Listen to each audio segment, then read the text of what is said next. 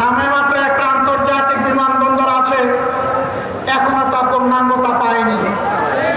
আজকের এই সমাবেশ থেকে দাবি করছি, অবিলম্বে সিলেট এমএজি ওসমানী বিমানবন্দরকে আন্তর্জাতিক বিমানবন্দরে পরিণত করুন। আজকে এখানে দাঁড়িয়ে রাশেদ প্রধান বলে গেলেন ঢাকা থেকে ভালোই রওনা করেছিলেন, কিন্তু আস্তে আস্তে অসুস্থ হয়ে গেছেন। কারণ সিলেটের রাস্তা, এই রাস্তাটা দীর্ঘদিন ধরে নাড়াছাড়া হচ্ছে, কিন্তু তার কুল কিনারা হচ্ছে না। আমরা মহান জাতীয় সংসদে বলেছি, সমুদ্রের ঢেউ উপলব্ধি করার জন্য বঙ্গোপসাগরে যাওয়ার দরকার নাই, ঢাকা থেকে সিলেট আসলেই তা বোঝা যাবে। আমরা চাই অবিলম্বে 6 লাইনের এই রাস্তা সম্পূর্ণ করে জনগণকে স্বস্তি দেওয়া হোক। সম্মানিত এলাকাবাসী, দীর্ঘদিনের দাবি ছিল এখানে ইঞ্জিনিয়ারিং ইউনিভার্সিটি হবে।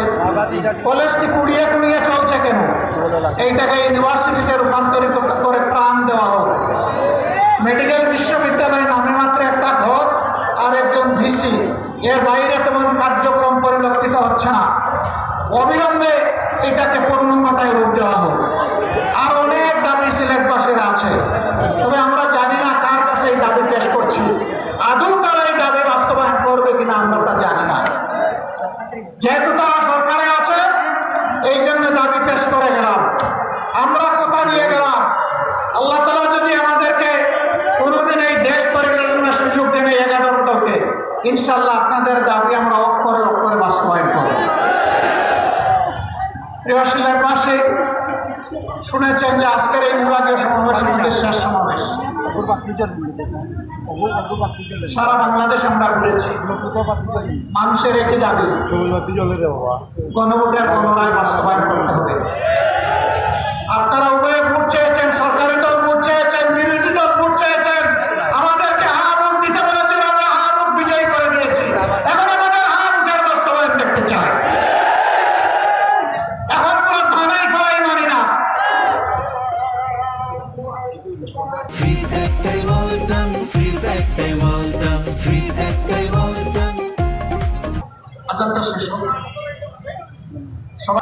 গণভোটের পুনরায় বাস্তবায়ন করেই আমাদের আন্দোলন ইনশাল্লাহ সফলতার দ্বার প্রান্তে পৌঁছবে। বাংলাদেশে আমরা আর কোনো ফেসিবাদ চাই না। আমরা দুঃখের সাথে বলতে বাধ্য হচ্ছি, তারাও মজলুম ছিলেন। এখন যারা সরকার গঠন করেছেন, কিন্তু তারা ভুলে গেছে সেই ফেসিবাদী আওয়ামী লীগের পথ ধরেই তারা আঁকা শুরু করেছে। সমাজের সব ক্ষেত্রে তারা বেপরোয়া নির্লজ্জ দলীয়করণ করে দুর্নীতিকে তারা জাতীয়করণ করতে যাচ্ছে। আমরা মানব না, আমরা মানব না। হাসিনা তাড়িয়েছে, যদি ফেসিবাদ আপনারা কায়েম করেন, আপনাদেরকেও জনগণ তাড়াবে, আপনাদেরকেও ছেড়ে জনগণ কথা বলবে না। ভালো ভালো আপনারা মেনে নিন। যদি না মানেন, তাহলে ইনশাআল্লাহ তাআলা লাজিম এই দেশের মানুষ জীবন দিয়ে পঙ্গুত্ব বরণ করে গুলি খেয়ে শিখে নিয়েছে মুক্তির পথে কিভাবে হাঁটতে হয়।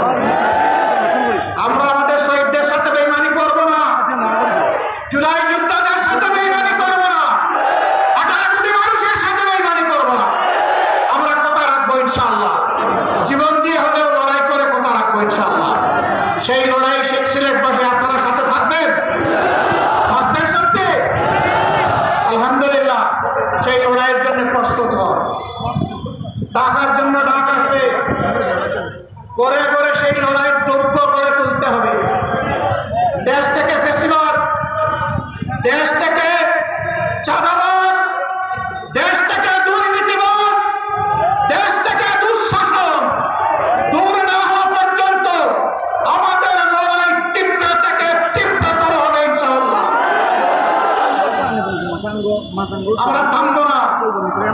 মুক্তির মঞ্জিলে এই আন্দোলন না পৌঁছা পর্যন্ত ইনশাআল্লাহ আমরা থামবো না।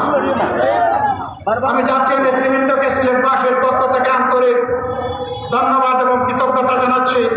তারা মূল্যবান সময় কোরবানি স্বীকার করে এখানে এসেছেন, তারা অনুপ্রাণিত করেছেন সিলেটবাসীকে।